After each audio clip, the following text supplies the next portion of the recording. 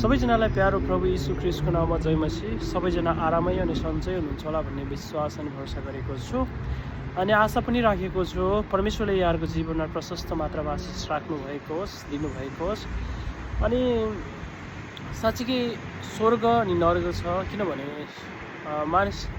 कतिपय मानिसले भन्छन् परमेश्वरले मानिस जातिलाई अति प्रेम गर्नुहुन्छ भने, परमेश्वरले मानिसलाई प्रेम गर्नुहुन्छ भने किन नरक बनाउनु भयो त भनेर धेरै मानिसहरूको मनमा खुल्दुली लाग्दछ। अनि क्वेसन यो कुराले मानिसलाई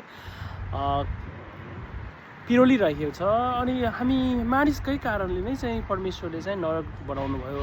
अनि धेरै मानिसले के भन्यो भने चाहिँ मलाई परमेश्वर चाहिँदैन, मलाई सृष्टिकर्ता चाहिँदैन, म त्यो सृष्टिकर्ताभन्दा टाढा छु, यदि सृष्टिकर्ता छँदै छैन भनेर धेरै मानिसहरूको अहङ्कार अनि अहङ्कारको कारणले परमेश्वरले यदि मलाई तिमीहरूले चाहँदैनौ भनेपछि अनि म नभएको ठाउँमा तिमीहरू जाऊ भनेर नरक तयार गर्नुभयो। जहाँ नरकमा धेरै सङ्कष्ट छ, धेरै कष्ट छ है, त्यहाँ चाहिँ अनन्तसम्म चाहिँ हाम्रो आत्मा चाहिँ मर्दैन। त्यसै कारणले त्यसको लागि चाहिँ नरक तयार भइसकेको हो। जो परमेश्वरलाई नचाहने, परमेश्वरलाई मन नपराउने अनि परमेश्वर जसले सृष्टि गर्नुभयो त्यही सृष्टिकर्तालाई लट्याएर अनि आफ्नै इच्छामा, आफ्नै चाहनामा, आफ्नै मनोमर्जीमा हिँड्ने मानिसको निम्ति परमेश्वरले चाहिँ नरक तयार पार्नु भएको छ। जहाँ कि उहाँ किन त्यो नरकमा चाहिँ शान्ति छैन, किन त्यो नरकमा चाहिँ आनन्द छैन भन्दाखेरि चाहिँ त्यहाँ चाहिँ परमेश्वरको उपस्थिति छैन, त्यहाँ परमेश्वर हुनुहुन्न।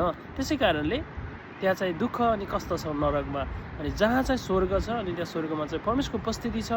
त्यहाँको महिमाले नै, परमेश्वरले आफ्नो महिमाले नै त्यहाँ चाहिँ मानिसलाई आनन्द अनि आशिष दिनुहुन्छ। त्यसै कारणले हामी चाहिँ जीवन छँदा नै परमेश्वरलाई आराधना गर्ने, परमेश्वरलाई विश्वास गर्ने अनि परमेश्वरलाई नै हाम्रो यीशु ख्रीष्ट नै उद्धार अनि मुक्ति हुनुहुन्छ भनेर हामी विश्वास अनि ग्रहण गर्नुपर्दछ। अनि वचनले भन्दछ यशायाको 43 अध्यायमा, तँलाई मैले मोलतिरेर छुट्याएको छु, त जुनसुकै परिस्थितिमा भए तापनि, आगो अनि पानी अनि विभिन्न खालको समस्याहरूबाट गुज्रिँदै गए तापनि म तँलाई त्यसले कुनै तेरो जीवनमा हानि गर्न पाउने छैन, त्यसले कुनै पनि तेरो जीवनमा क्षति गर्न पाउने छैन, किनभने मैले तँलाई बहुमूल्य ठानेको छु भन्नुभएको छ।